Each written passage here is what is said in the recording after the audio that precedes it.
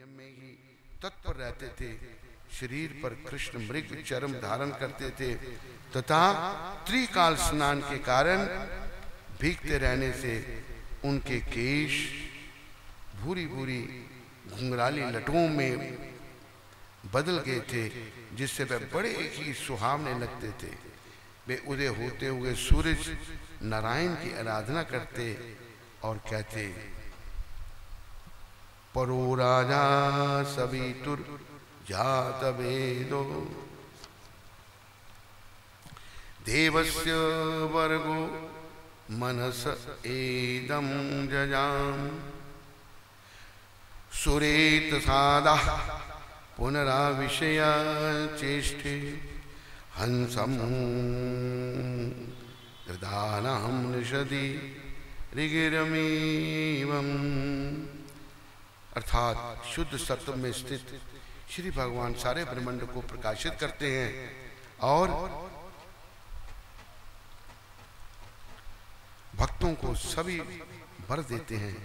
ईश्वर ने अपने दिव्य तेज से इस ब्रह्मांड की सृष्टि की, अपनी ही इच्छा से वे इसमें प्रविष्ट हुए और समस्त जीवों का पालन करते हैं।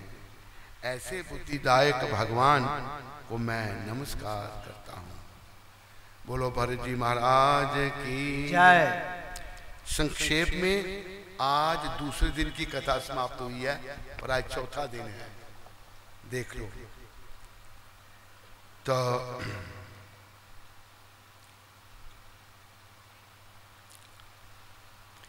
तो महाराजा भरत वन में रहते थे, पुलहाश्रम में। तो मेरे प्यारे हरिभक्तों माताओं, क्या हुआ, एक दिन वो स्नान ध्यान करके अपने वहां बैठे हुए थे गंडकी नदी के किनारे। तो एक मृगी हिरनी वो नदी का पानी पीने के लिए वहां पर आई।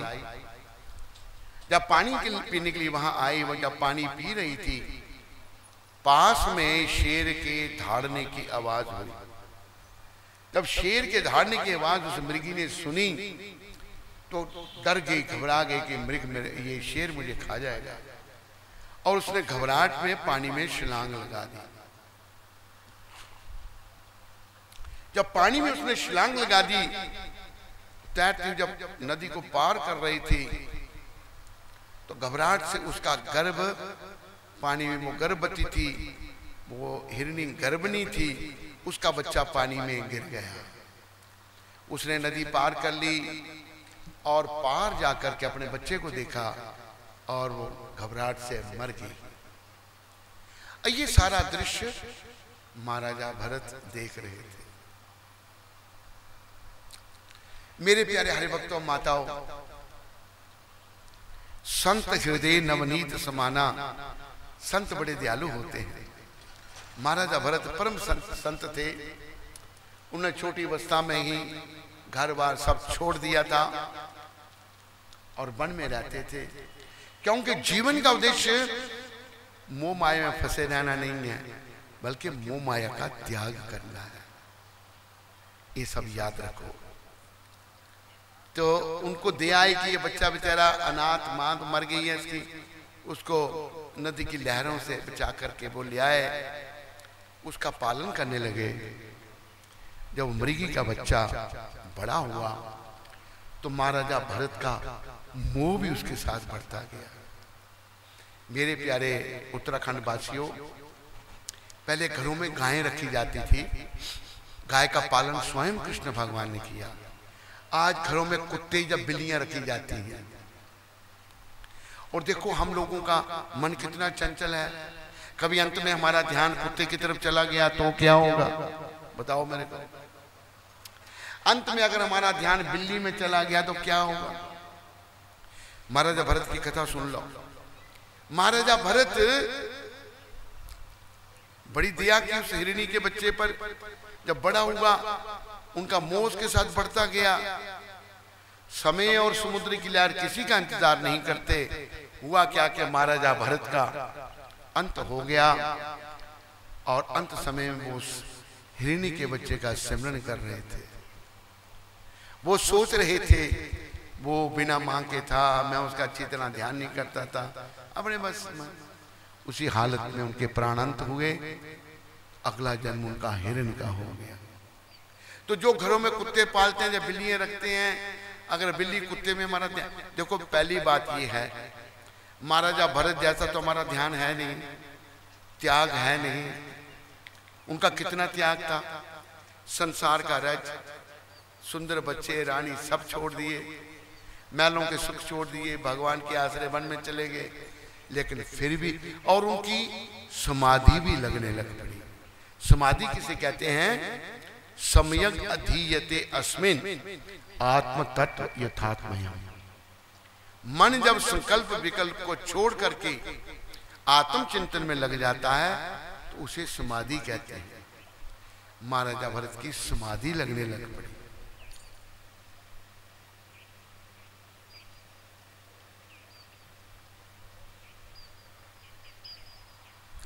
लेकिन हुआ क्या, उस हिरणी के बच्चे से उनका मोह हो गया।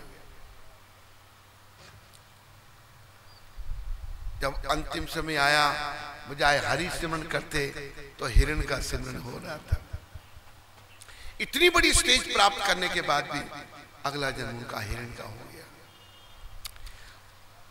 इतना तप त्याग होने के कारण उनको पूर्व जन्म की बातें याद थी। अभी वो बड़ा पछताए। फिर पछताए क्या होता है, जब चिड़ियां चुग गई खेत।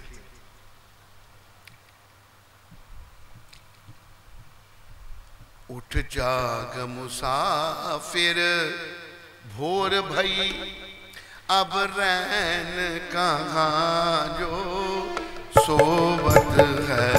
उठ जाग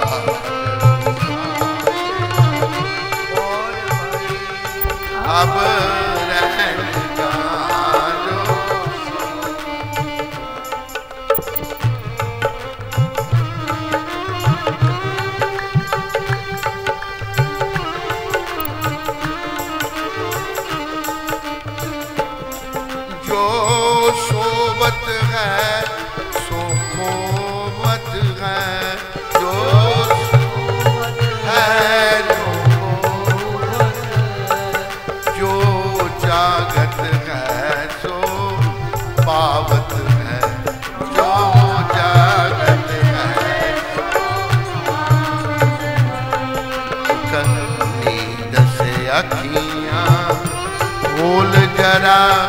और अपने प्रभु से ध्यान लगा।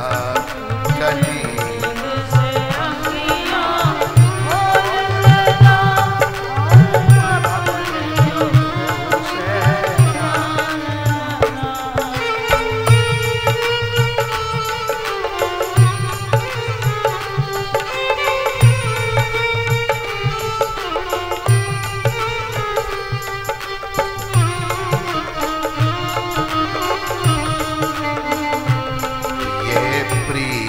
करन की रीत नहीं, प्रभु जागत है तू सोवत है। ये प्रीत करन की रीत नहीं, प्रभु जागत है तू। उठ जाग मुसाफिर भोर भई, अब रैन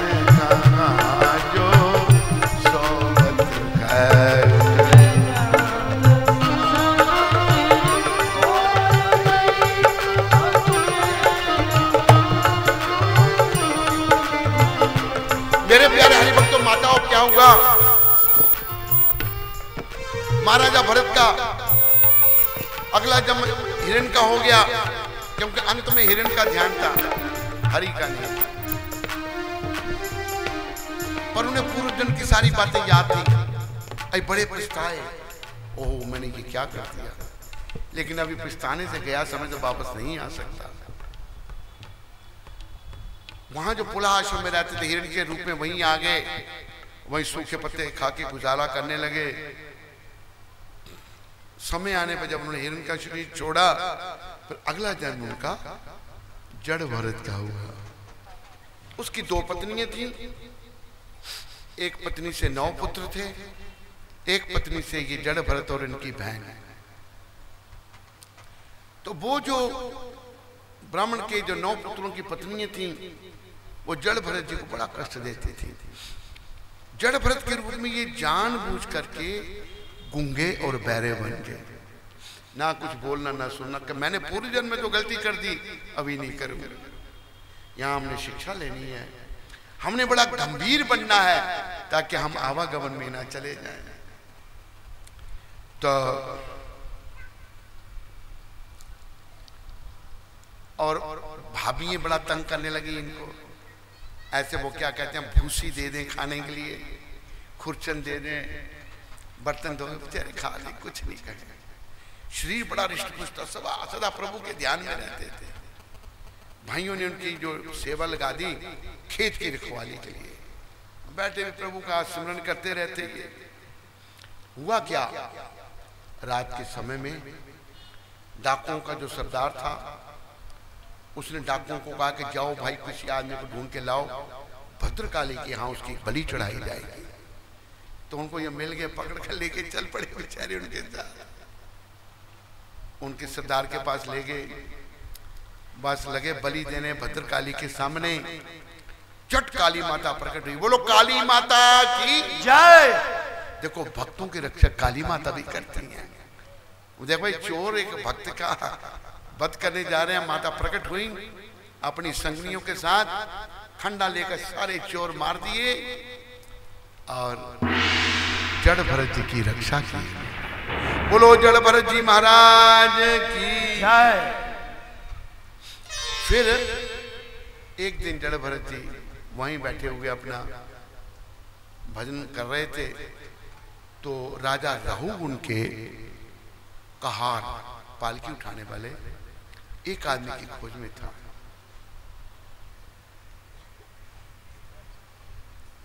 उन्होंने जड़ भरत जी को मोटा ताजा देखा, पकड़ के ले गए, चल पड़े बेचारे और पालकी में लगा दिया, उठा ली पालकी।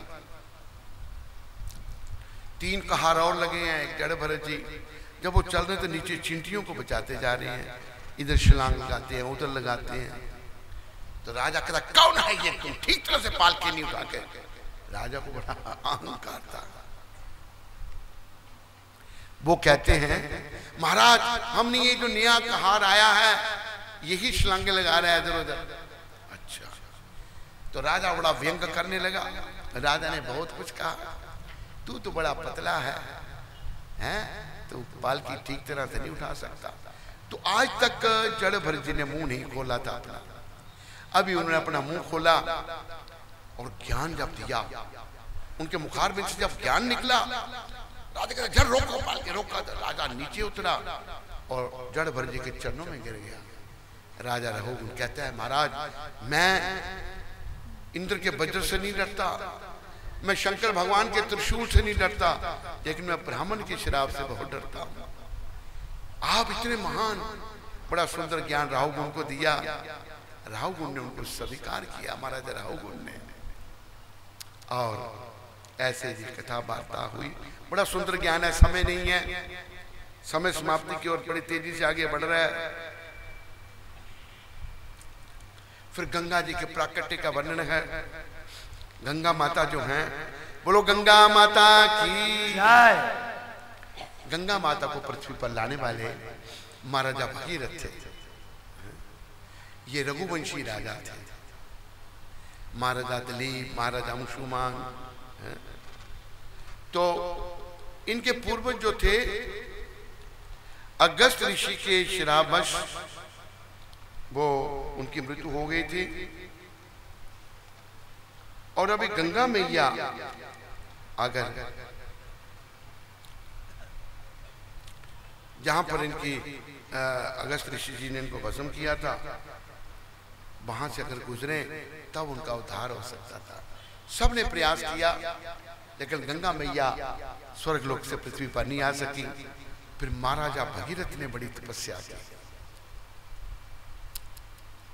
तो मां गंगा ने दर्शन दिए, कहा मैं महाराज भगीरथ में पृथ्वी पर आने के लिए तैयार हूं, लेकिन मेरा वेग इतना है मैं अगर आकाश मार्ग से पृथ्वी पर आई तो मैं पताल में चली जाऊंगी, मेरा बेग संभालने वाला कुछ चाहिए।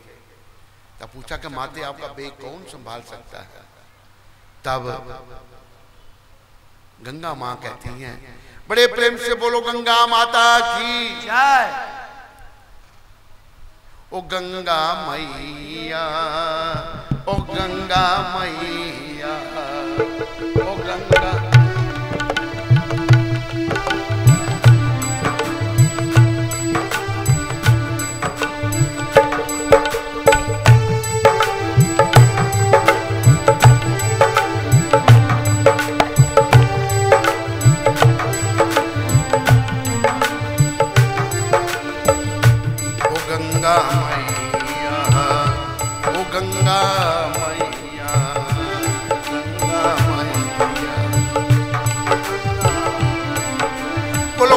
माता की जय। भगीरथ जी ने पूछा माँ आपका बेग?